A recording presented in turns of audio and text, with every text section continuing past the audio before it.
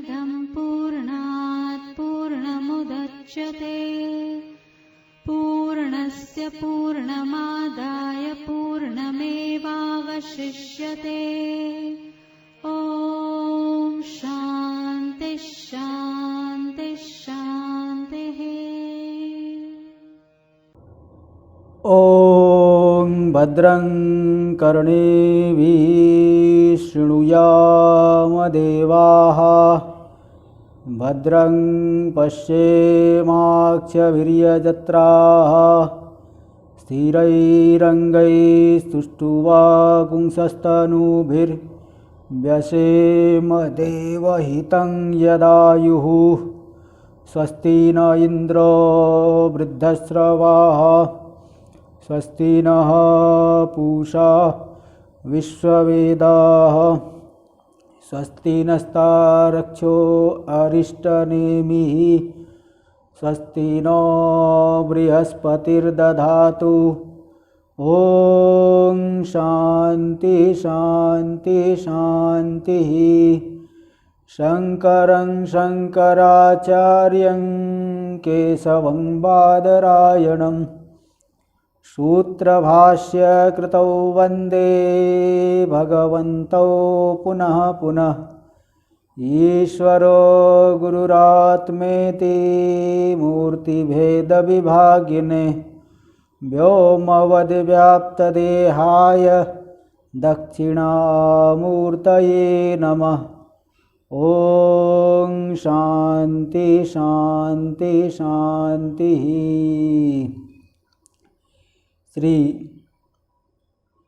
प्रेमपुरी अध्यात्म विद्या भवन के दोनों ही प्रातस्मरणीय महापुरुषों को प्रणाम करते हुए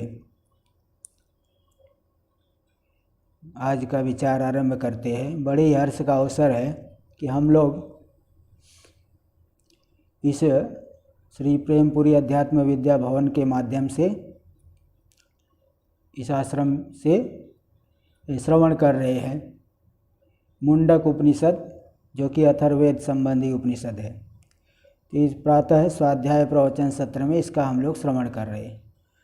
तो मुंडक का जो तृतीय मुंडक का प्रथम खंड है, इस पे विचार चल रहा है। कल के सत्र में आ गया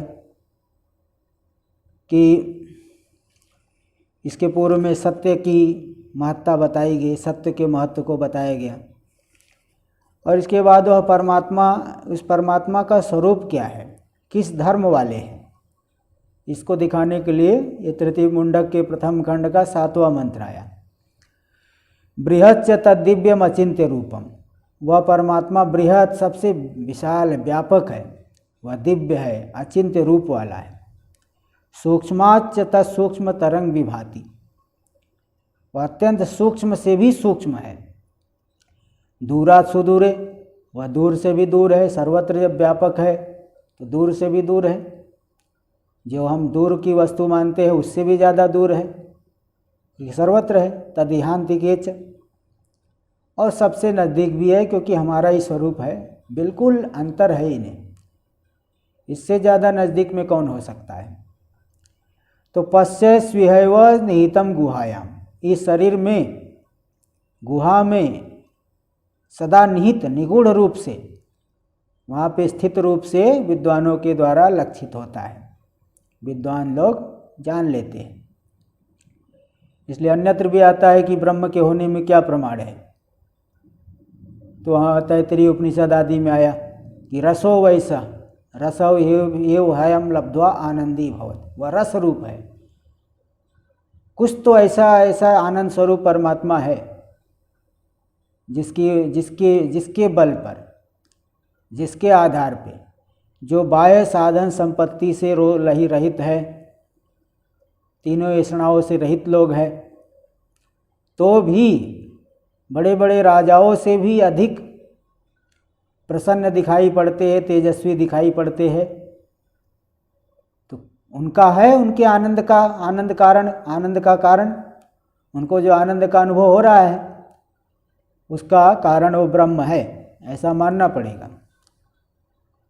नहीं तो संसार के व्यक्ति तो यही सोचते हैं कि हमारे पास ज़्यादा साधन है, मैं ज़्यादा सुखी हूँ, जिसके पास साधन कम है, गरीब है, वह दुखी है।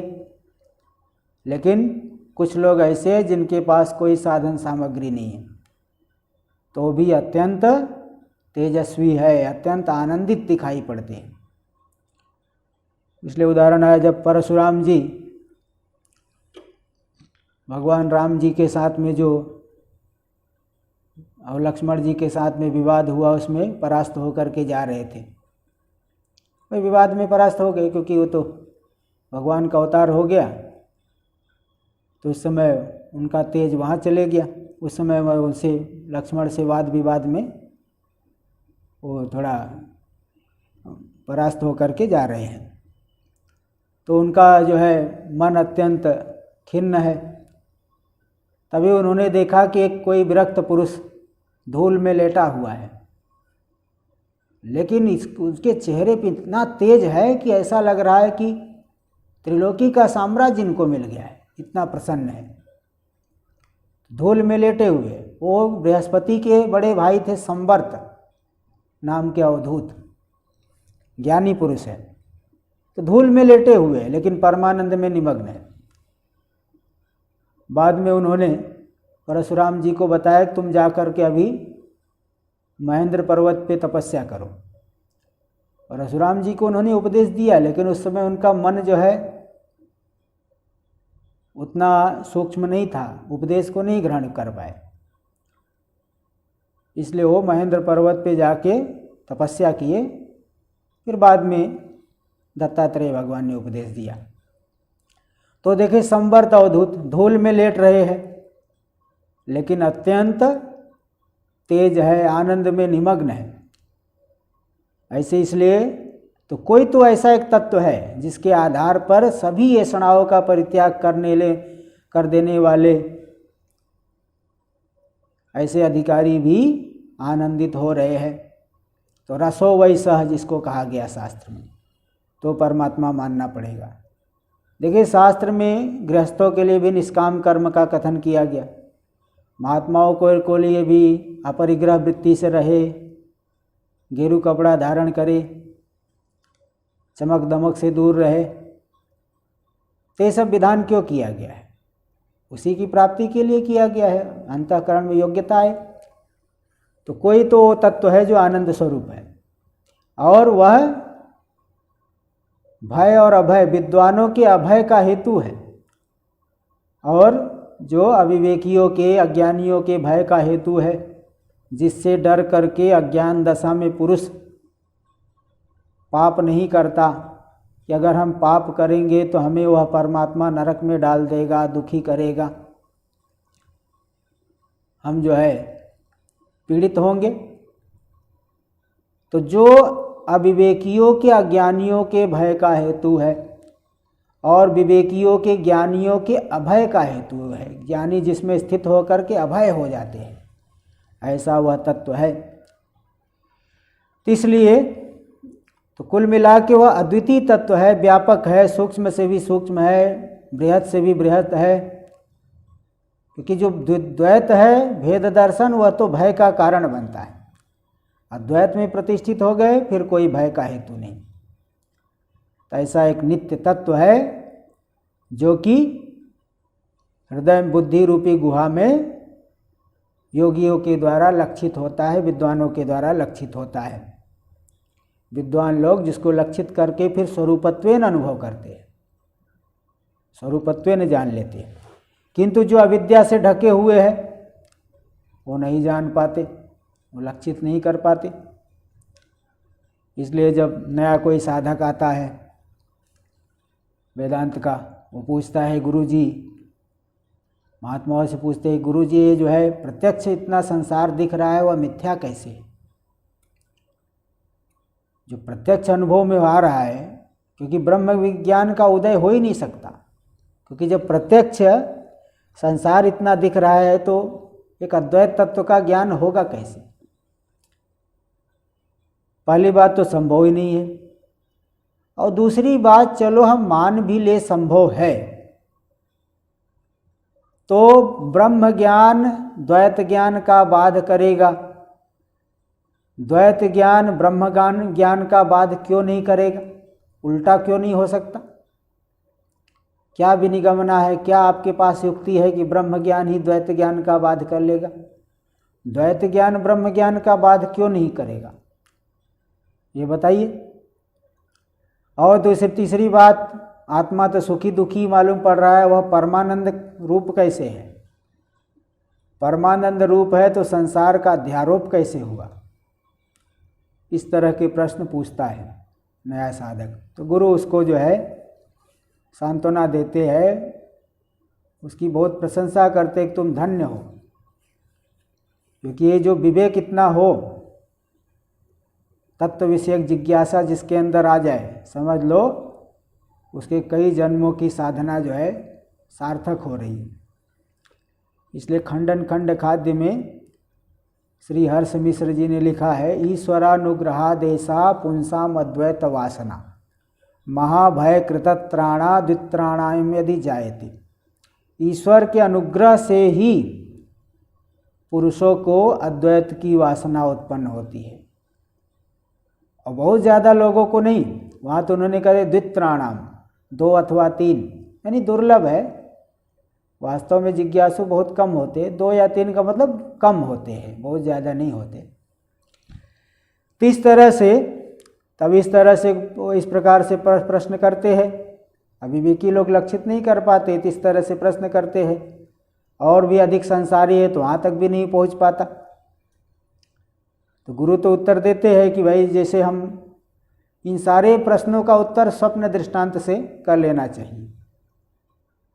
स्वप्न में देखिए एक दृष्टा को छोड़ करके दूसरा तो कुछ है नहीं, लेकिन वहाँ के अज्ञान की वजह से व्यावहारिक स्वरूप को भूल करके न जाने क्या क्या आरोप कर देता है, जबकि उन सभी समस्याओं से रहित हुआ आनंद स्वरूप है। तो स्वप्न में भी जैसे कोई शत्रु नहीं, कोई मित्र नहीं, कोई अपना नहीं, कोई पराया नहीं, फिर भी इतना लंबा चौड़ा जगत दिख गया। ऐसे ही माया के माध्यम से स्वरूप में, एक साक्षी स्वरूप में ही, परमात्मा स्वरूप में ही पूरा का पूरा जगत दिख रहा है। तो इसलिए योगियों के द्वारा वह तत्व लक्षित होता है बुद्धि रूपी गुहा में, और अविद्वानों के द्वारा लक्षित नहीं हो पाता क्योंकि अज्ञान से ढका हुआ है। तो ऐसा वह तत्व है। तो इस ब्रह्म का स्वरूप दिखा दिए, और वह है कौन ये भी बता दिए। अब आगे देखिए 8वें मंत्र का पहले भाष्य में अवतरण देखिए। पुनरपि असाधारणम तदुपलब्धि साधनम उच्यते। पुनः उस परमात्मा की उपलब्धि का असाधारण कारण, असाधारण उपलब्धि का साधन। साधारण तो साधारण कारण से किसी विशेष कार्य की सिद्धि नहीं होती है। साधारण कारण तो सभी जगह रहता है। जैसे सूर्य के प्रकाश होने से ही भोजन नहीं बन जाएगा। सूर्य प्रकाश तो सभी के लिए साधारण है। अन्य क्रियाओं को करे, सूर्य के प्रकाश में पढ़ भी सकते हो, अन्य क्रिया भी कर सकते हो।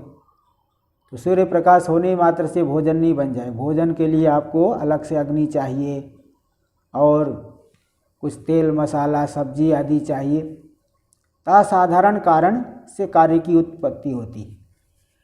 ऐसे परमात्मा का ज्ञान हो, इसके लिए असाधारण क्या कारण क्या है, तो इसलिए असाधारण उपलब्धि का साधन यहाँ पे बता रहे मंत्र नंबर 8वें में। देखिए, न चक्षुषा गृह्यते नापि वाचा नान्यर्देवैस्तपसा कर्मणा वा ज्ञान प्रसादेन विशुद्ध सत्वस् ततस्तु तं पश्यते निष्कलं ध्यायमानः। न चक्षुषा गृह्यते नापि वाचा, उस परमात्मा को चक्षु के द्वारा भी नहीं ग्रहण कर सकते। नापि वाचा, वाणी के द्वारा भी ग्रहण नहीं कर सकते। नान्यर्देवै तपसा कर्मणा वा, अन्य इंद्रियों के द्वारा, देव यानी इंद्रिया, द्योतनात् देवा इंद्रियाणि, तप के द्वारा, कर्म के द्वारा, इन सब साधनों से नहीं, है ना। तो ये सब साधन जो है साधन तो है ये सब, किंतु उस परमात्मा की प्राप्ति का साधन नहीं। जैसे एक ही दवाई से हर एक बीमारी की निवृत्ति नहीं होती। बुखार उतारने की दवाई है, और उस दवाई को आप जो है आँख खराब है उसके लिए खाओ तो उससे आँख नहीं ठीक होगी। उसकी अलग अलग जो है अलग अलग बीमारी की अलग अलग दवाई होती है, जो दवाई उसके मूल कारण को समाप्त करती है।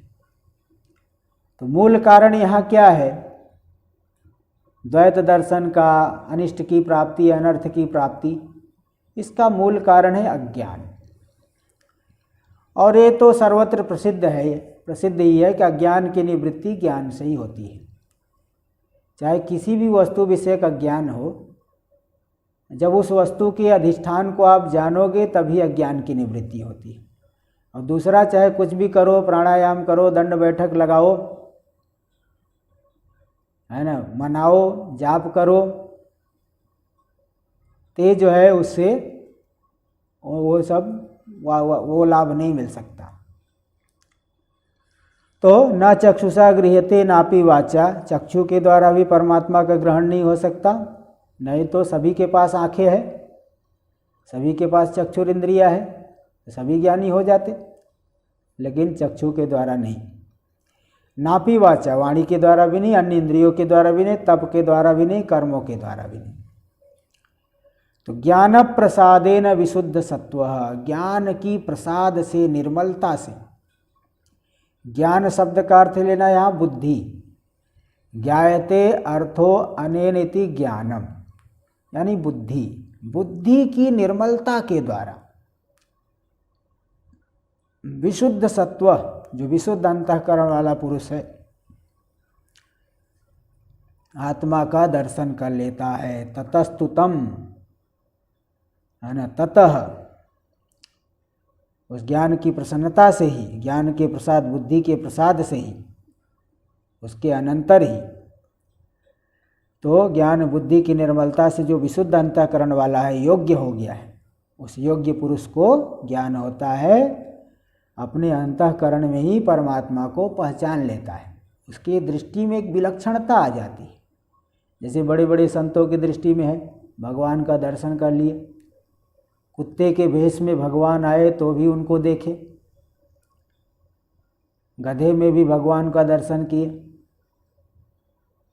तो अब यहाँ तो निर्विशेष का दर्शन करना है, निर्विशेष परमात्मा सभी जगह है, सच्चिदानंद रूप से भासमान हो रहे हैं, लेकिन हमारी नाम रूप में दृष्टि केंद्रित है।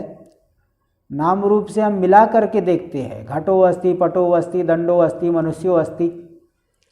केवल अस्थि अंश में हमारी दृष्टि नहीं जा रही, बल्कि घट पट उपाधि अंश में दृष्टि जा रही। तो जब बुद्धि की निर्मलता होगी, अंतःकरण में योग्यता आएगी, तब इस नाम रूप का भेदन करके वह अधिष्ठान पे केंद्रित हो जाएगा। इसलिए एक महात्मा जी बताया करते थे कि कोई एक बालक है, वह कभी सिनेमा नहीं गया है, फिल्म नहीं देखा सिनेमा हॉल में। उसने सुन के रखा है कि सिनेमा हॉल में एक पर्दा होता है, उस पर्दे के ऊपर सभी फिल्म चलती है, पिक्चर चलती है। तो वह बालक अपने पिता के साथ एक दिन जिद करके सिनेमा देखने के लिए गया, फिल्म देखने के लिए गया थिएटर में। तो जब वो पहुंचा तो उस समय फिल्म स्टार्ट हो चुकी है। तो पूछता है, पिताजी पर्दा कहाँ है, किस पर्दे पे फिल्म दिख रही है? तब उसके पिताजी जिधर भी दिखा रहे हैं, अंगुली कर रहे हैं, उधर चित्र ही दिख रहा है, पर्दा नहीं दिख रहा है, चित्र से ढका हुआ है पर्दा। तो एक चित्र आ रहा है, ये पर्दा है। अच्छा ये चित्र? बोले नहीं, चित्र नहीं, चित्र के पीछे जो है, जिसके ऊपर चित्र सभी दिख रहे हैं, वही पर्दा है। तो देखिए, जैसे अब वो फिल्म चल रही है और पर्दा को दिखाना अब कठिन काम है उस समय, तो यही बताना पड़ेगा जिस जगह पे एक चित्र दिख रहे हैं वही पर्दा है। चित्र तो बदल रहे हैं, लेकिन वो जो पर्दा नहीं बदल रहा है। इसी प्रकार यहाँ संसार रूपी चित्र तो बदल रहे हैं, लेकिन इसका कोई अधिष्ठान तो होना चाहिए जिस पे चित्र हो। कोई दीवार न हो, कोई कागज़ न हो, कपड़ा न हो, तो इसके बिना चित्र नहीं बन सकता। तो कोई एक अधिष्ठान होना चाहिए। इसी प्रकार ये जो जगत रूपी चित्र दिख रहा है, ये जिस अधिष्ठान पे दिख रहा है वही अधिष्ठान ही परमात्मा है। तो बुद्धि की निर्मलता से हमारे जो है विचार क्षमता वहाँ तक उसको पहचानने की हो जाती है। तो ज्ञान की प्रसन्नता से जो अंतःकरण योग्य शुद्ध अंतःकरण वाले हो गए, उसके अनंतर उस निष्कल पुरुष को उसका चिंतन करते हुए एकाग्र मन से उसका साक्षात्कार कर लेते हैं। ते जो है उस उपलब्धि का साधन है। बुद्धि शुद्ध होनी चाहिए उपासना के द्वारा, शास्त्रीय कर्मों के द्वारा। बाल्यावस्था से इसलिए साधना करवाई जाती है कि साधना करके अंतःकरण शुद्ध हो। अंतःकरण की शुद्धता से फिर वो तत्व तक उसकी दृष्टि जाएगी। तो देखिए, यस्मात् न चक्षुषा गृह्यते केनचिदपि, क्योंकि चक्षु के द्वारा उसका ग्रहण नहीं होता। लोक में तो चक्षु जो है उसको चक्षु के द्वारा देखे, जो व्यक्ति आँख से देख के आया है और कान से सुन के आया है एक, तो सुनी हुई बात पे लोग विश्वास कम करते हैं, चक्षु से देखी हुई बात पे विश्वास ज़्यादा करते हैं। तब यहाँ भी कोई कहे कि हमको दिखाओ, हमारी आँख के सामने लाओ, तो भाई दिखाए कैसे? जो तुम्हारी आँख में सत्ता स्फूर्ति देने वाला है उसको कैसे दिखाया जाए? उसको बस वही जानो कि जो सत्ता स्फूर्ति दे रहा है वही चक्षु का भी अधिपति, इस तरह से लक्षित कर लो। तो यस्मात् न चक्षुषा गृह्यते केनचिदपि, केनचिदपि किसी के द्वारा भी चक्षु से नहीं देखा जा सकता। ऐसा नहीं केवल मनुष्य चक्षु से नहीं देख सकता, चाहे देवता हो चाहे ऋषि हो, चक्षु के माध्यम से उस परमात्मा को कोई नहीं देख सकता, क्योंकि उसके अंदर रूप ही नहीं। केनचिदपि अरूपत्वात्, क्योंकि उसके अंदर एक भी रूप विद्यमान नहीं। नापि गृह्यते वाचा, फिर कहो कि वाणी के द्वारा ग्रहण हो जाए, वाणी के द्वारा भी नहीं ग्रहण हो सकता, क्योंकि वाणी के द्वारा प्रकाशित नहीं हो सकता, क्योंकि शब्द की प्रवृत्ति का निमित्त जाति गुण क्रिया संबंध, न तो उसके अंदर कोई जाति है, न कोई गुण है, न कोई क्रिया है, न कोई संबंध है, वह तो असंग है। इसलिए वाणी के द्वारा भी प्रकाश नहीं हो सकता।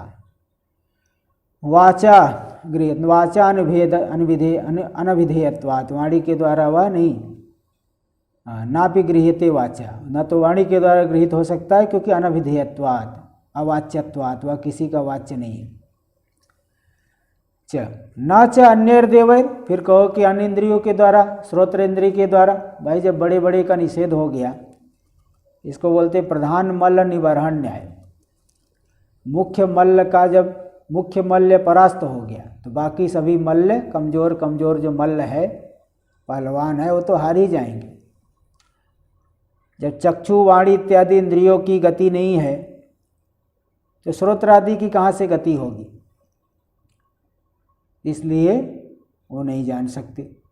प्रधान मल्ल निवारण न्याय, जैसे वेदांत में ब्रह्मसूत्र में प्रधान रूप से सांख्य का निराकरण किया गया है, क्योंकि सांख्य मत वेदांत के अत्यंत नज़दीक है। सांख्य का निराकरण करके कह दिए एतेन योगः प्रत्युक्तः, इसी निराकरण से योग मत का भी निराश हो गया, अन्य मतों का भी निराश हो गया, क्योंकि प्रधान का निराश हो गया। ऐसे यहाँ पे भी समझिए। तो मुख्य जो है श्रोत्र चक्षु इत्यादि के द्वारा, चक्षु वाणी के द्वारा ग्रहण नहीं हो रहा, तन इंद्रियों के द्वारा भी ग्रहण नहीं हो सकता। फिर तप के द्वारा प्राप्त हो जाए। ऋषि मुनि लोग तपस्या करते हैं, महात्मा लोग तपस्या करते हैं, तपस्या से प्राप्त हो जाए। तो देखिए, विचार रूपी तप अगर आप ले रहे हो तब तो माना जाएगा। विचार रूपी तप को तो स्वीकार किया जाएगा, लेकिन शरीर शोषण रूपी तप को लेते हो तो उस तप के द्वारा प्राप्ति नहीं हो सकती। तपसा सर्व प्राप्ति साधनत्वेपि, तप के द्वारा सभी की प्राप्ति तो हो सकती है। तपो ही दुरतिक्रम, तप का अतिक्रमण नहीं कर सकते। तपस्या से देखिए ब्रह्मा जी में सामर्थ्य आया, अन्य में सामर्थ्य आया, तो तप के द्वारा जो है सामर्थ्य प्राप्त करके ऋषि महर्षि लोग तपस शाप दे देते हैं, किसी को वरदान दे देते हैं। किसी को शाप दे दिया, जा तू भस्म हो जाएगा, भस्म हो गया, विनष्ट हो जाएगा, विनष्ट हो गया। तो तपस्या जो है, तपस्या से वो बल प्राप्त है। तपस्या तो बहुत प्रसिद्ध महिमा वाला है। यहाँ ये बता दें कि नहीं, तपसा सर्व प्राप्ति साधनत्वेपि न तपसा गृह्यते। तप से आप बहुत बड़ा साम्राज्य प्राप्त कर सकते हो, नाना प्रकार के ऐश्वर्य प्राप्त कर सकते हो, बहुत शरीर जो है युवा शरीर हो जाएगा, बहुत चीज़ें प्राप्त कर सकते हो। लेकिन उस परमात्मा की प्राप्ति, ज्ञान की प्राप्ति इस तप से नहीं हो सकती। विचार रूपी तप के द्वारा तो होती है, विचार तो चाहिए, विचार की तो मानते ही है। तथा वैदिकेन अग्निहोत्रादि कर्मणा, जो वैदिक जो अग्निहोत्रादि कर्म है, प्रसिद्ध महत्वेनापि, जिनका महत्व बहुत प्रसिद्ध है, उनके द्वारा भी नहीं ग्रहण हो सकता। इसलिए कर्मों की गति नहीं। इसलिए भज गोविंदम में भगवान भाष्यकार ने लिखा, कुरुते गंगा सागर गमनम व्रत परिपालनम अथवा दानं ज्ञान विहीन सर्वमतेन मुक्तिं न लभते जन्म शतेन। कुरुते गंगा सागर गमनम, गंगा सागर गमन करते हैं, जो कि वहाँ बहुत कठिन है, वहाँ बहुत परेशानी होती है। अमरनाथ जाते हैं, कहाँ कहाँ जाते हैं। व्रत परिपालन, नाना प्रकार के व्रत, कृच्छ चांद्रायण व्रत, अभी नवरात्रि का व्रत कर रहे हैं लोग, उसमें भी कोई बिन पानी पी करके ही रह जाते हैं।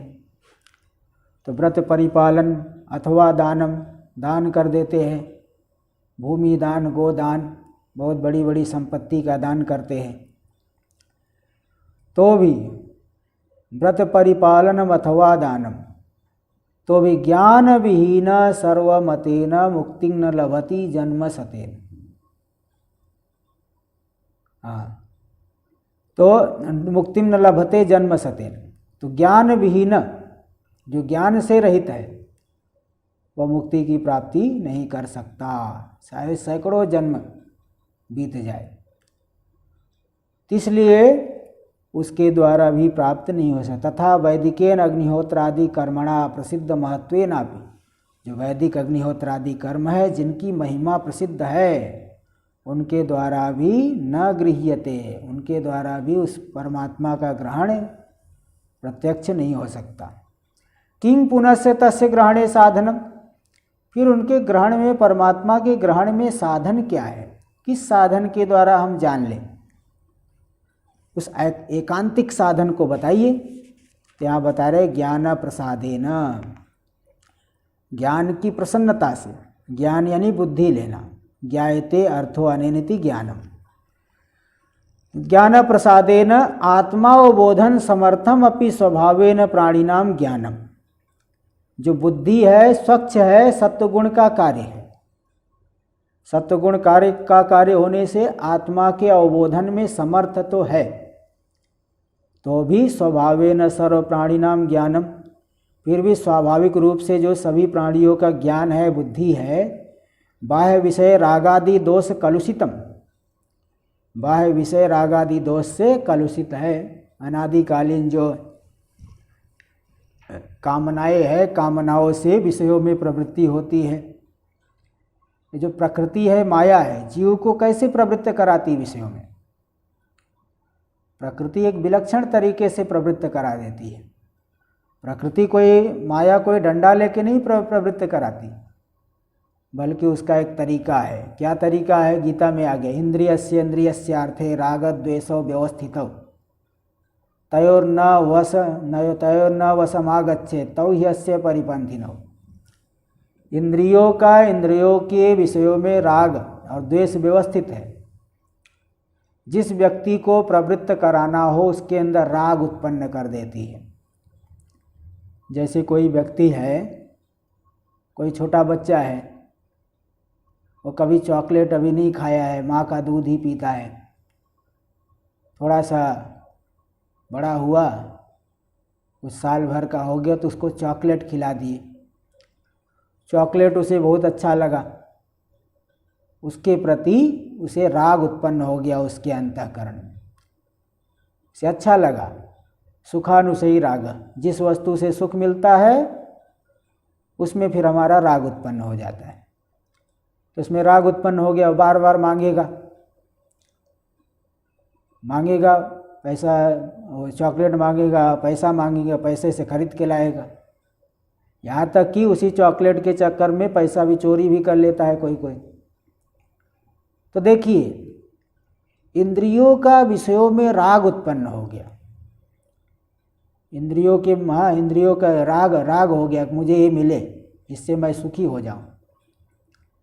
उस राग के माध्यम से वही बच्चा जो पहले नहीं खाता था अभी बहुत खाने लग गया, बहुत मीठा खाने लग गया। मीठा खाते खाते जब उसका दांत भी खराब होने लग गया, अब उसको वहाँ से हटाना है तो क्या करोगे? उसको हटाने के लिए उस व्यक्ति को, उस बालक को ऐसे जगह बैठाना पड़ेगा जहाँ उस मिष्ठान्न के दोषों का विचार चल रहा हो। जब मिष्ठान्न के दोषों का विचार जहाँ पे बताया जा रहा, किया जा रहा हो, वहाँ उसे बैठा देंगे, बारंबार सुनेगा कि देखो इस मीठे को खाने से शुगर होता है, फिर जो है दांत खराब हो जाता है, पेट खराब हो जाता है, शरीर में जो है रोग प्रतिरोधक क्षमता नहीं रह जाती है। बारंबार उसके दोषों को जब सुनेगा तो उसकी वासनाओं पे चोट पहुंचती है। वासनाओं से पे चोट पहुंच करके धीरे धीरे उसकी वासनाएं ढीली पड़ जाती है और फिर वह एक दिन उस दुर्गुण का परित्याग कर देता है। ऐसे ही यहाँ पे भी शास्त्र में विषयों का, संसार का बहुत प्रकृष्ट रूप से विवेचन किया गया है। बताया जाता है कि देखो, कोई भी कर्म करके किसी भी फल की प्राप्ति कर लो, सब अनित्य है। यत् कृतकम तद अनित्यम, जो भी कार्य रूप है सब अनित्य है। तद यथा इह पुण्यचितो लोकः तद यथा इह कर्मचितो लोकः क्षीयते एवमेव अमुत्र पुण्यचितो लोकः क्षीयते। जैसे इस लोक में कर्मों के द्वारा संचित भोग्य पदार्थ उनका क्षय हो जाता है, ऐसे ही अमूत्र परलोक में भी, स्वर्ग आदि में भी जो कर्म से संचित है उनका भी क्षय होता है। तो पूरा का पूरा संसार विनाशी है, जो भी कार्य रूप है सबके सब विनाशी है। इसलिए विषयों से जो होने वाला सुख है वह पराधीन सुख है, स्वाधीन सुख नहीं है। नाना प्रकार की परतंत्रता है, नाना प्रकार की समस्याएं हैं, नाना प्रकार की इससे बीमारियां होती हैं। इसलिए जब इस प्रकार की बात उसे मालूम पड़ती है साधक को, फिर वह विषयों से विरक्त होता है। इंद्रियस्यार्थे रागद्वेषो व्यवस्थितौ, इंद्रियों का इंद्रियों के विषयों में रागद्वेष व्यवस्थित है। उन दोनों के वश में न जाए, क्योंकि वे दोनों साधक के परिपंथी है, विरोधी है, हानि पहुंचाने वाले हैं। तो स्वाभाविक रूप से बुद्धि जो है प्राणियों की आत्मा का ज्ञान कराने में समर्थ है, तो भी स्वाभाविक रूप से बाह्य विषय स्वभावेन सर्व प्राणिनाम ज्ञानम, बाह्य विषय रागादि दोष कलुषितम, बाह्य विषयों में जो रागादि दोष है, विषयों के प्रति राग, उससे कलुषित है। अप्रसन्नम, प्रसन्न नहीं, अशुद्धम सन नावबोधयति, तीन रागादि दोषों से जब बुद्धि कलुषित हो गई, अशुद्ध हो गई, तो नावबोधयति, जैसे नदी का जल उसमें बहुत गंदगी मिल गई हो तो चंद्रमा का प्रतिबिंब ठीक से नहीं दिखाई पड़ेगा। तो अवबोध नहीं, इसी प्रकार बुद्धि भी अवबोध नहीं करा पाती। नित्यम सन्निहितम अभी आत्मतत्व मलावनद्धम एव आदर्शम। आत्मतत्व नित्य सन्निहित है, सदा जो है हमारे पास में, सबसे अधिक नज़दीक वही है, तो भी बुद्धि उसका बोध नहीं करा पाएगी। जैसे उदाहरण दे रहे हैं, मलावनद्धमिव आदर्शम, जैसे मल से गंदगी से आवृत जो दर्पण, दर्पण में वहाँ पे धीरे धीरे सब बहुत गंदगी लग गई, थोड़ी सी धूल मिट्टी जमते जमते बहुत धूल मिट्टी एकदम जम गई है, पूरा एकदम गंदा गंदा, मुंह देखोगे ठीक से नहीं दिखाई पड़ेगा। तो जैसे आदर्श है, दर्पण है, मलिन होने पर ठीक से हमारा मुख नहीं दिखाई पड़ता, किंतु उसी दर्पण को घर्षण क्रिया करो, पोछा लगाओ, कपड़े से पोंछ दो, रगड़ रगड़ के साफ कर दीजिए, फिर हमारा मुख अच्छी तरह से दिखता है। तो एक दर्पण की तरह इसी प्रकार विलुलितम एव सलिलम, अत्यंत चलायमान जो जल है, जोर से हवा चल रही, पानी जो है जोर से हिल रहा है, तरंग लहर उठ रही है, ऐसे जल में भी प्रतिबिंब ठीक से नहीं दिखता। शांत जल हो, स्वच्छ जल हो, उसमें दिखता है। ऐसे ही जब बुद्धि हमारी शांत हो, राग द्वेष आदि से रहित हो, तब उसमें आत्मावबोधन योग्यता उसी बुद्धि में मानी जाती है। अन्य में भी है, सामर्थ्य तो है, किंतु सामर्थ्य दब गया है, सामर्थ्य होने पर भी दब गया है। तद यदा इंद्रिय विषय संसर्ग जनित रागादि मल कालुष्यापनयनात्, तो जब साधना करेगा, निष्काम भाव से कर्म किया, उपासना किया, गायत्री जाप किया, इन सब निष्काम भाव से किए गए कर्मों से जब हमारी वही बुद्धि के दोष राग द्वेष आदि निकल गए, कालुष्य आदि निकल गया, तो एकदम स्वच्छ हो जाती है, शांत हो जाती है। तो शांत बुद्धि में आत्मा का दर्शन हो जाता है, शुद्ध अंतःकरण से आत्मा का दर्शन होता है। मनसैवानुद्रष्टव्यम, ये शास्त्र वाक्य इसमें प्रमाण है। मन के द्वारा ही उस परमात्मा का दर्शन, वृत्ति व्याप्ति का समर्थन हुआ है। शुद्ध मन से शास्त्र वाक्यों का श्रवण करके विचार करेंगे तो अखंडाकार वृत्ति उत्पन्न होगी। अखंडाकार वृत्ति अज्ञान को जला देगी। तो इस तरह से यहाँ पे दिए है, तो तद यदा इंद्रिय विषय संसर्ग जनित रागादि मल कालुष्यापनयनात्, रागादि मल रूपी कालुष्य, कालिमा, इंद्रिय और विषय के संसर्ग से जनित जो राग आदि, राग द्वेष आदि जो मल रूपी कालुष्य, उसका अपनय जब हो गया साधनाओं के द्वारा, तो आदर्श सलिलादिवत, जैसे शुद्ध दर्पण है, शुद्ध जल है, उसके समान प्रासादितम स्वच्छम शांतम अवतिष्ठते, प्रसन्न हो गई, स्वच्छ हो गई, शांत हो गई बुद्धि, तदा ज्ञानस्य प्रसादः, तब उस ज्ञान का प्रसाद, बुद्धि की निर्मलता, बुद्धि अत्यंत निर्मल हो गई।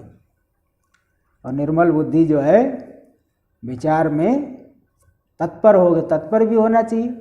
श्रद्धावान लभते ज्ञानम तत्पर संयतेन्द्रिय, बुद्धि निर्मल है और तत्पर है। तत्परता अगर नहीं आए तो भी नहीं हो पाएगा, इसलिए ये सब भी लक्षित हो रहा है। तो तेन ज्ञान प्रसादेन विशुद्ध सत्वो, ज्ञान की प्रसन्नता से वह विशुद्ध सत्व वाला जो हो गया, विशुद्ध अंतःकरणो, विशुद्धांतःकरणो, विशुद्ध अंतःकरण वाला वह जो पुरुष हो गया, योग्यो ब्रह्म द्रष्टुम यस्मात्, वह ब्रह्म का दर्शन करने के लिए योग्य हो गया। ततः तस्मात्, इसीलिए, तस्मात् तू, इसीलिए तम आत्मानं पश्यति, उस आत्मा का वह दर्शन कर लेता है, साक्षात अनुभव कर लेता है। साक्षात अनुभव करने का मतलब स्वरूपत्वेन, वही मैं हूँ, इस तरह से अनुभव कर लेता है। कैसा आत्मा? निष्कलम सर्वावयव भेद वर्जितम, संपूर्ण अवयव रूपी भेद से रहित है। ऐसा नहीं सोचना कि वो विष्णु भगवान जैसे हाथ है, पैर है, गदा लिए हुए है, मुकुट धारण किए हुए हैं। वो तो सविशेष रूप है। सविशेष रूप का जो है ध्यान ज्ञान की योग्यता लाता है, सविशेष नहीं। वो तो निरवयव है। सविशेष की तो कल्पना की गई शास्त्रों में कि जिसके अंदर जिस रूप का व्यक्ति ध्यान करके, जो निर्विशेष में जिसका सामर्थ्य नहीं है। इसलिए वेदांत कल्पतरु एक ग्रंथ है, ब्रह्मसूत्र में भामती टीका के ऊपर वहाँ श्लोक आया है कि निर्विशेषं परं ब्रह्म साक्षात् कर्तुम अनीश्वरा ये मंदास्तेनुकंप्यन्ते सविशेष निरूपणे वशीकृते मनश्चेषां सगुण ब्रह्मशीलनात् तदेव आविर्भवेत् साक्षात् अपेतोपाधि कल्पनम। निर्विशेषम परम ब्रह्म, जो निर्विशेष परम ब्रह्म है, साक्षात कर्तुम अनीश्वरा, उसका साक्षात्कार करने में जो लोग असमर्थ है, ये मंदा, ऐसे जो मंद बुद्धि वाले लोग हैं, तेनुकंप्यते सविशेष निरूपणे, सविशेष निरूपण जो किया गया उस सविशेष निरूपण के द्वारा उन मंद बुद्धि वालों के ऊपर अनुकंपा की गई है, कृपा की गई है। तो वशीकृते मनश्चेषां सगुण ब्रह्मशीलनात्, सगुण ब्रह्म का ध्यान करते करते करते करते बुद्धि जब एकाग्र हो गई, एक दिन में ऐसा नहीं होता है। ऐसा नहीं कि 5 दिन जो है ध्यान किए फिर अरे ये तो कुछ हो ही नहीं रहा है। ऐसा भी बहुत से लोग होते हैं। एक बार एक महात्मा, एक विद्यार्थी पढ़ रहे थे हमसे, विवेक चूड़ामणि पढ़ रहे थे, तो उन्होंने बातचीत चल रही थी ऐसे ही कि श्री विद्या की उपासना आजकल जो है बहुत वैभव की प्राप्ति के लिए लोग कर रहे हैं। तो उसे उन्होंने बताया कि महाराज कुछ नहीं उसमें।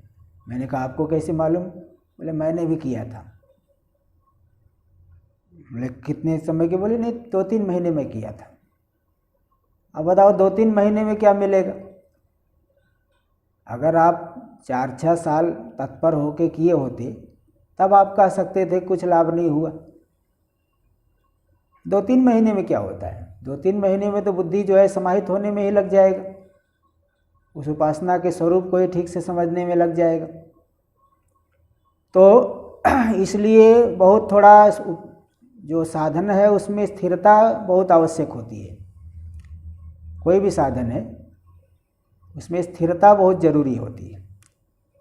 तो वशीकृते मनश्चेषां, जब उस सविशेष का ध्यान करते करते करते करते मन हमारा वश में हो जाए, उसी में एकाग्र हो गया, तो तदेव आविर्भवेत् साक्षात् अपेतोपाधि कल्पनम, उसी एकाग्र बुद्धि में वह जो उपाधि की कल्पना से रहित निर्विशेष परब्रह्म परमात्मा है वह प्रकट हो जाते हैं, अनुभव में आ जाते हैं। इसलिए जब बुद्धि शुद्ध हो गई, अंतःकरण योग्य हो गया, इसके अनंतर उस आत्मा का अनुभव कर लेते हैं, साक्षात्कार कर लेते हैं। तो पश्यति मतलब उपलब्धते, साक्षात अनुभव कर लेते, अहम रूप से वही मैं हूँ ऐसा अनुभव कर लेते। किसको? निष्कलम, निष्कल पुरुष को, सर्वावयव भेद वर्जितम, जो संपूर्ण अवयव भेद से रहित निरवयव है। तो ध्यायमान, उसका ध्यान करते हुए, मतलब सत्यादि साधनवान उपसंहृत करण, एकाग्रेण मनसा ध्यायमान चिंतयन, जो सत्य आदि साधन वाला है, उपसंहृत करण, जिसके सभी इंद्रियां उपसंहृत हो गई है। सभी इंद्रियों को बताया था प्रत्याहार, विषयों से इंद्रियों को हटा करके उनको गोलकों में स्थापित कर लेना, इंद्रियों को अपने गोलकों में स्थापित कर लेना, ये प्रत्याहार जिसको बोलते हैं।